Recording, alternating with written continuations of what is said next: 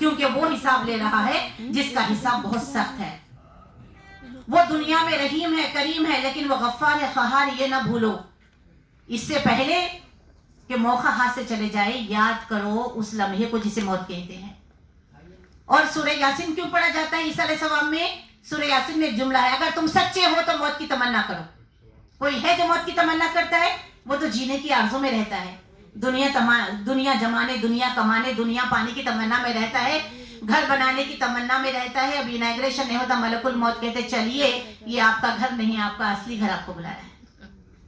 مولا یہ کہہ کے بتا رہے کہ موت کو یاد رکھو، ڈرو، آگاہ رہو کہ وہ تم سے زیادہ، تمہارے سائے سے زیادہ وہ تمہارا تعاقب کر رہی ہے. وہ ایک عظیم حادثے کی طرح آئے گی اور تمہیں دبوچ لے گی، پھر اندازہ بھی نہیں رہے گا کہ کہاں سے کہاں چلے جاؤ گے.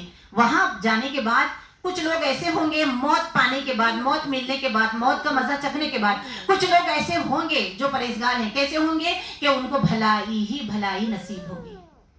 کچھ لوگ ایسے ہوں گے جن کو برائی ہی برائی نصیب ہوگی. اور یاد رکھو برائی کے ساتھ بھلائی اور بھلائی کے ساتھ برائی کبھی ایک جا نہیں ہو سکتے. اور سفر رواں دواں ہے. ایک جملہ بڑا حسین کہا، کون ہے جو جنت کا اچھا عمل کرنے والوں سے زیادہ جنت کے قریب ہے؟ کون ہے جو برا عمل کرنے والوں سے زیادہ جہنم سے قریب ہے؟ کہاں یاد رکھو جہنم ایک ایسا آپ کا گڑھا ہے جس کی گہرائی کوئی ناپ نہیں سکتا. بہت گہرا گڑھا ہے اور وہاں رحم نہیں، وہاں کرم نہیں، وہاں آوازیں سنی نہیں جاتی. مولا کا جملہ ہے، وہاں آوازیں سنی نہیں جاتی. اس سے پہلے کہ وہ وقت آئے تیاری کرو اور پرہیزگاروں، ہدایت یافتہ، نیکوکار، اچھا عمل کرنے والوں میں اپنے آپ کو داخل کرنے کی کوشش کرو. رواں دواں ہے کارواں زندگی کا.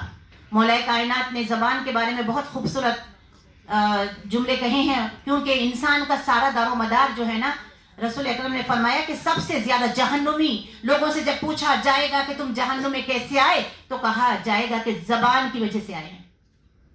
یہ چھوٹا سا ٹکڑا مولا بتاتے ہیں، تولو پھر بولو.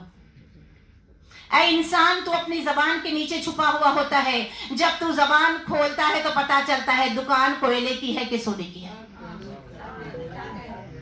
زبان ایک ایسا درندہ ہے جسے کھلا چھوڑ دیا جائے تو پھاڑ کھائے.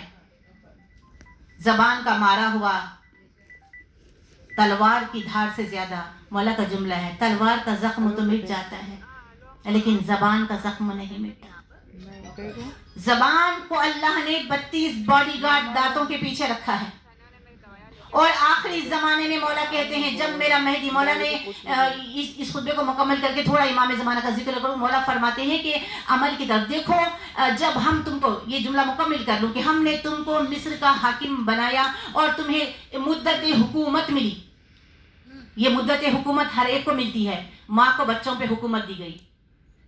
کچھ مائیں جہالت کی وجہ سے بچوں کو مارتی ہیں، اللہ جانے کیسے ہاتھ اٹھ جاتا ہے. کچھ زبان سے مارتی ہیں، تانے کس کس کے. کچھ لوگ یہ زبان دیکھیے، جہاں بھی ہم حاکم ہیں، مرد ہے اگر عورت کو عزت دیں، کیونکہ عورت عزت کی محتاج ہوتی ہے، پیار محبت کی محتاج ہوتی ہے. اگر یہ نہیں ملتا تو پھر عورت بہت سرکش ہو جاتی ہے. اور آج کل دونوں بھی بہت سرکش ہو گئے. جب تک ایجوکیٹڈ نہیں تھا معاملہ، عورتیں ظلم و برداشت کر لیتی تھی، لیکن اب نہیں. اب سنبھل کے رہنا ہے، عزتیں بچانا ہے، کیونکہ پڑھی لکھی ہو گئی ہے، خود مختار ہو گئی، اپنے پاؤں پہ ٹھہری ہوئی ہے، انہیں معلوم ہے. تو اسی لیے چاہیے کہ زندگی کو لے کے چلنے کے لیے 2-4 چیزوں کی بہت ضرورت ہے. ایک استقامت، ایک ہے صبر، اور ایک ہے عقل. جہاں بولنا ہے وہاں بولیں. دونوں میں سے ایک غصے میں آئے تو دوسرا خاموش بیٹھ جائیں. جب کہا اے محمد ابن ابی بکر، میں تم کو کچھ مدت کے لیے مصر کا حاکم بنا کے بھیج رہا ہوں، لیکن یاد رکھو حاکم بننے پہ تمہاری چھوٹی اور بڑی خلیل اور کثیر مدت میں جو تم جا رہے ہو، تو تم اپنے نفس پہ قابو رکھنا. اور دوسرا کام یہ کرنا کہ تم دین کے لیے اپنے آپ کو سینہ سپر بنا لو. یاد رکھو دنیا کے کاموں میں کھو کر دنیا کا ہر کام پست ہے، نماز افضل ہے. علی بتا رہے ہیں.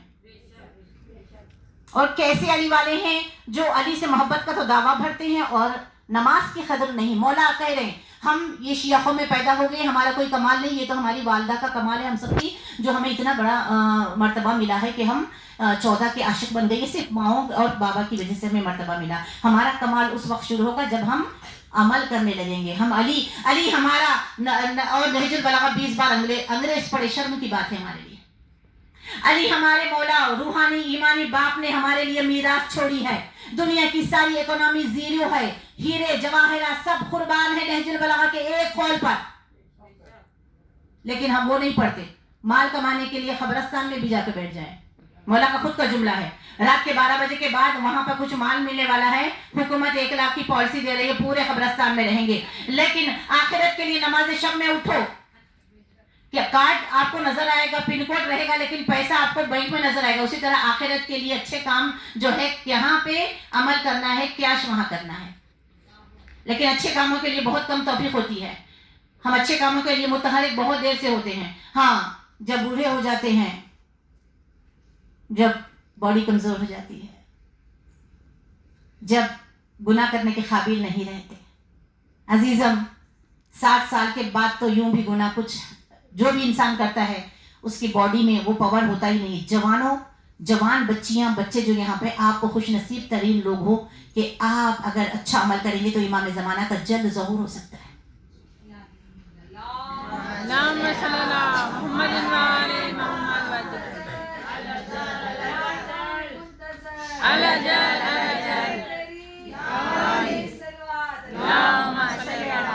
فرماتے ہیں کہ دیکھو, حکومت کی نشے میں ڈوب کر نماز کو فرصت نہ ہونے کے بہانے سے اکثر لوگ, جس کے پاس نماز کے لیے فرصت نہیں وہ مردہ ہے, مردہ, چلتی پھرتی لاشیں ہیں. سمن بکمن امیون. کتنی حسرت ہوگی جس نے کبھی نماز نہ پڑھی, اس کی نماز جنازہ پڑھی جائے. اور مولا کہتے ہیں وہ میرے شیعہ کو پہچاننا ہو تو اذان کے وقت میں پہچانو کہ کتنا متحرک ہوتا ہے, کس قدر تیاری کرتا ہے.